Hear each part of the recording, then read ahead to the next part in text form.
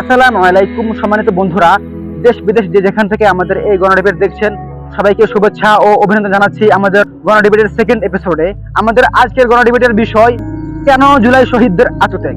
আমাদের আজকের এপিসোডে নির্লজ্জ বেহায়া বেনাদাওয়াতি অতিথি হিসেবে আছেন বাংলাদেশের বিশিষ্ট বুদ্ধি ব্যবসায়ী মিস্টার জাফর সার ওরফে গরু, এবং আরো উপস্থিত আছেন মুজি কবির টু। যাই হোক, আমরা এই পর্যায়ে ডেকে নিয়েছি আমাদের আজকের প্রথম প্রতিযোগী মিস্টার হাবিব আদনানকে। মিস্টার হাবিব আদনান, আপনার সময় 5 মিনিট। সময় সাপেক্ষে প্রয়োজনে আপনি আরো অতিরিক্ত 2 মিনিট বেশি পেতে পারেন। দয়া করে আপনার বক্তব্য শুরু করুন। ধন্যবাদ।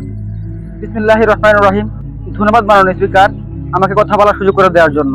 মাননীয় স্পিকার, আমাদের বাংলাদেশে কিছু কুবুদ্ধিজীবী মার্কা বিস্ফোরা আছে যারা ন্যায়কে ন্যায় বলতে পারে না, অন্যায়কে অন্যায় বলতে পারে না।